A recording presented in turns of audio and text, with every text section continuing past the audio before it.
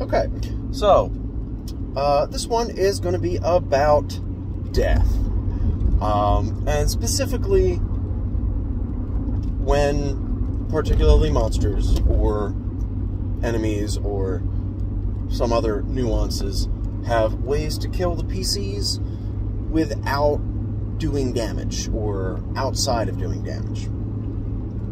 So, and as always, I'm going to use two anecdotes. So, main thesis is going to be that whenever you have ways,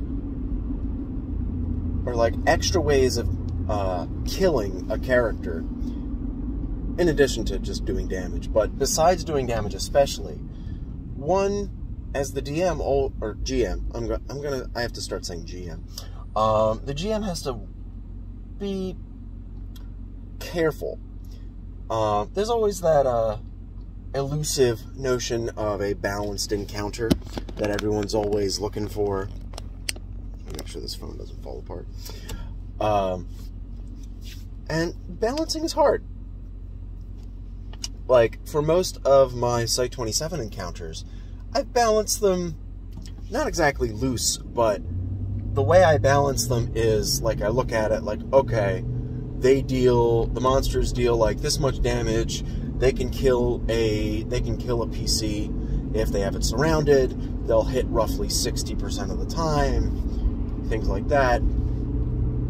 And actually I'm going to be cranking those up a little bit.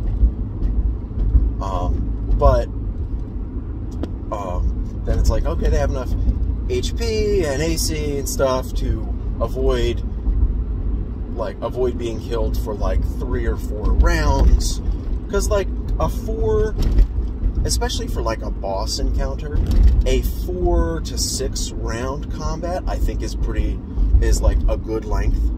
For most other combats, like 2 to 3 rounds I think are good.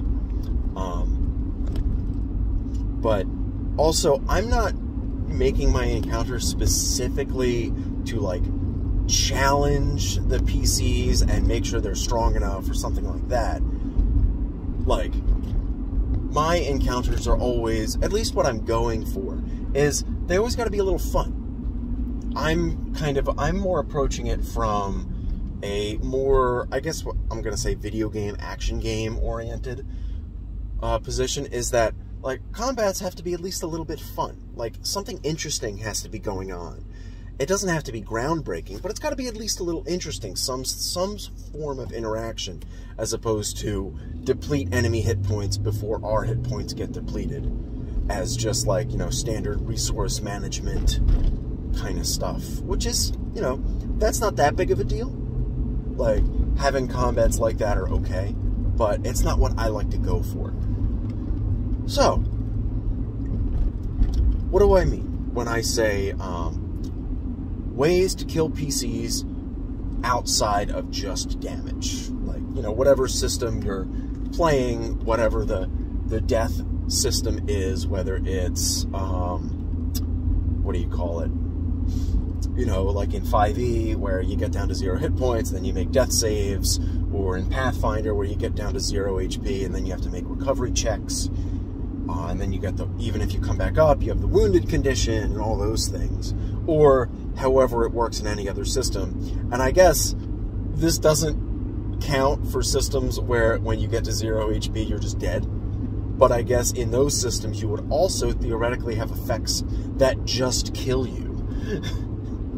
So, you know, there's some nuances there. But that's not the point of this video. It's really easy for these types of things to get unbalanced, and they have to be considered by the game master more carefully. They have to be weighed more heavily. Specifically, there's 2 examples I can think of. First, in my Erlmeyer game, during a holiday one-shot, we fought a reskinned Beholder, and I believe we were level 8 at the time. Pretty sure. Yeah, we were level 8. Now, I'm pretty sure Beholders are CR 11. And normally for CR, exact values don't really matter all that much. It's just like, as long as you're in a range, pay attention to what the monsters can do, that kind of thing. But this is an example. A Beholder is a special case because one of its eye rays is what's called a death ray, where it does 55 damage average, 55 average damage. And if it takes you down to 0 HP, you die. You just die. Now, that's a lot of damage. And there's ways to mitigate this, and it is on a kind of, one, the beholder has to roll an eye ray, target a single PC, and then the PC has to fail a save. So there's, you know, from a single player's perspective, there's 3 things that have to happen in order for them to, quote, like, take the full damage from this. And then they have to have low enough HP that it kills them. And at level 11, where most PCs will encounter a Beholder, even spellcasters will have, or at least spellcasters with, like, positive constitution will have at least enough HP to survive, like, 1 death ray from full health. Marshals will generally have a lot more, but that's the thing. Like, they won't just instantly die from full health. However, the point we were at level 8, that wasn't the case. The sorcerer got targeted by the death ray, failed their save, took 55 damage, they have 50 health. They died instantly from full health. So, now, and then as a result, one of the other players, like loosened the rules a little bit, and we had, like, basically like a divination wizard. It's like some other, like, it's not the, like the Wildmount Chronergy subclass. It's like Chronoman. It's like a different time-based fucking subclass that was homebrewed on D&D Beyond somewhere, and the GM just allowed it. But otherwise, the main point is simply that they allowed this PC to kind of survive. And in this particular case, the GM didn't, like, fully weigh the idea of, like exactly how strong that effect was. This was their first time using, like, that powerful of a monster. They had already, like, run into some combat stuff where the monsters were, like, their capabilities were, I'm gonna say, overtuned. Like, throwing a circle of death at us at level 7. Everybody just almost died. But, you know, that was one thing. It mostly worked out, but in this case, it would have just killed a PC. And it was also in, like, a dream one-shot, but then the GM also decided that if you die in the dream, you die in real life, so it was, like, kind of strange. The stakes weren't exactly clear, but it got, like, the rules got softened a little bit. The character managed to, like, kind of rewind it and make their save,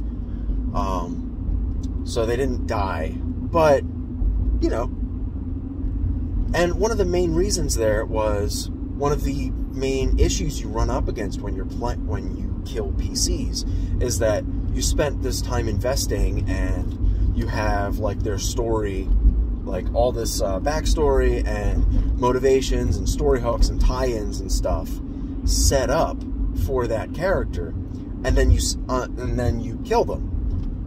What happens? Like, you know, do you just abandon all that? It's, you know, that's a big question. It's something you have to grapple with. So, but, you know, the character survived, and those story hooks exist still.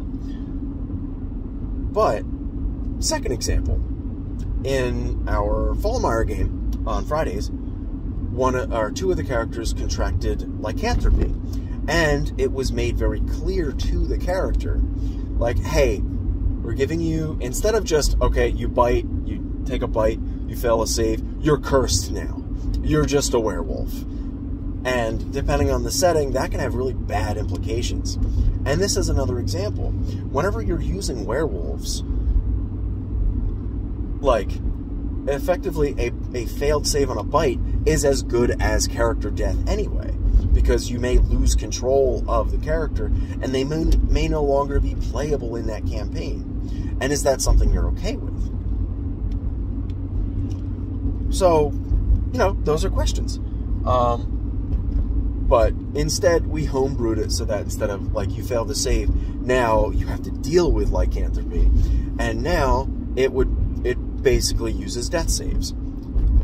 You have to roll that same Constitution save at the end of each, like, during a long rest or at the end of each night or whatever. And three successes, you beat the curse. 3 failures, you have the curse and you become a werewolf. And we also even gave them the option of, you can either try to resist the curse, which is normal, or you can try to control it, which was harder, more difficult, but, and it was a wisdom save instead of a con save. It was a higher DC. But if you do it, then you get, theoretically, you get the werewolf curse under control, and you now get all the benefits of being a werewolf without the full negative curse aspects, which would have been cool, but the player decided to try to control it, failed 3 times in a row, and became a werewolf, and then as a result, their character died, because they're in the middle of a huge camp, and some other stuff that I've gone over before in other videos, but long story short, the character died. But this was understood the stakes were understood by the players, by the GM, by everybody. And they made that decision anyway. So, in a case like that, the player death is more than justified. They tried a thing, it didn't work. Character's dead, roll a new character. That's how it goes. So, in that case, it was, like I said, more than justified. But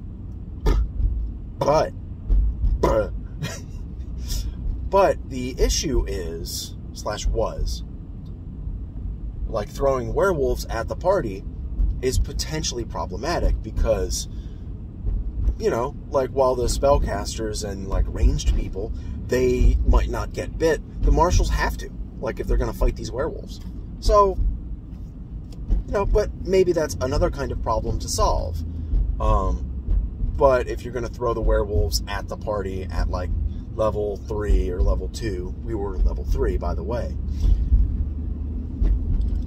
maybe that's a problem. Maybe you should, like, that's going to be too much for them to handle. Like, because one failed save means your character's effectively dead. But those are questions. And how do you deal with those questions? And things like, do you make it so it's easier, like we did? Like, but it's also, you know, that heightens the tension a little bit, instead of just, oh, okay, I passed, okay, good. It's, no, now you have to make multiple saves, and you don't know how it's going to go, and it stretches it out for longer. You know, that can be some cool tension too. But especially the instant death kinds of effects, as long as, like, they're not too difficult to beat, even if, like, an instant death effect has, like, a 30% chance to work.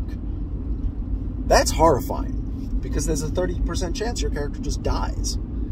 So, it's gotta, like, instant death has to be a low chance.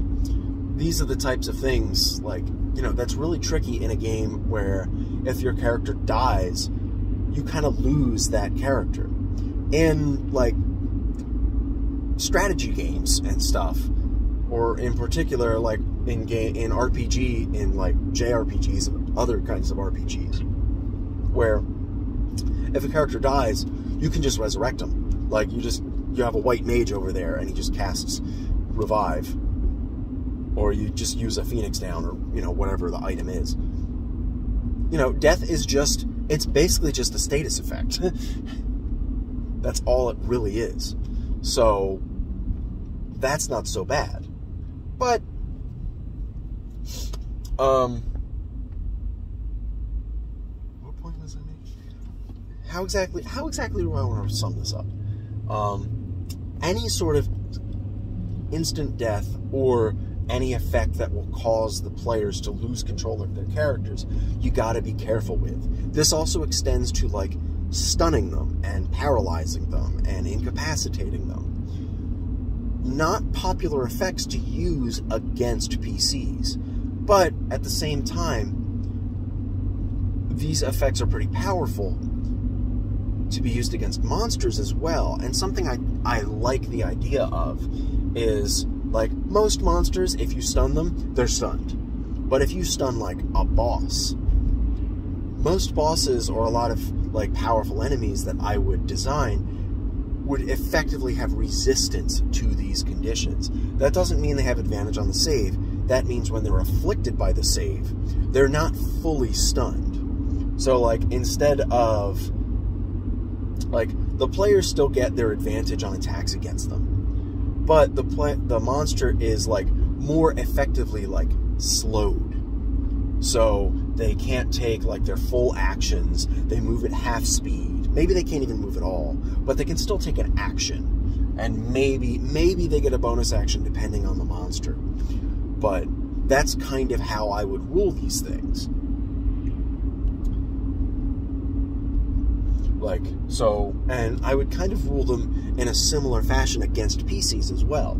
Like, if a player character gets stunned, they still get, like, part of their turn. They can still do something. Because that always feels really bad where they don't get to do anything. That's especially why some other systems that I've been reading into, like, martial characters, even when they miss, they still get to do something. They still do a little damage.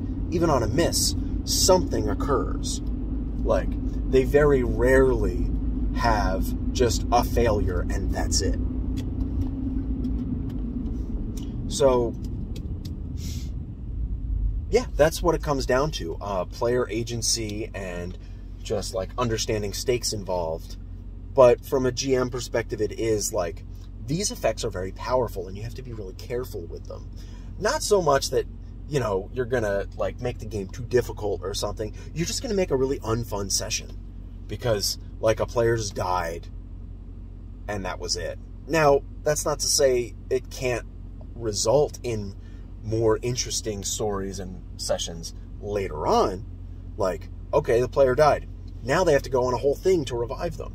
And especially in cases where you accidentally overtune something and it results in a player dying where they probably shouldn't have, because maybe, like, you used too many monsters, or the monsters you used were, like, too strong and you didn't really consider that.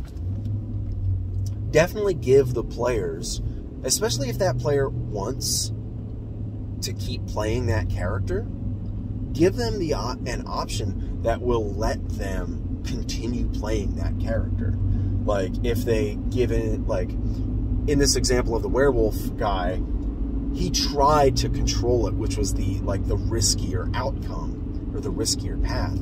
So maybe he doesn't get that option. But if a character didn't want lycanthropy and they were trying everything they could to resist it, and they still failed, maybe give them an option. You know, some way to hide it or an avenue to cure it. And then let them get chained up at night, you know, all these types of things. Like, that can be really fun. That can be, like, a really interesting story beat. But, you know, the point is, like, I guess the point is, you know, sometimes you mess up. So giving the players a way to come back from this, like, I'm going to say, like, overtuned kind of risk. Give them a way to come back is another form of interesting storytelling. That's kind of it.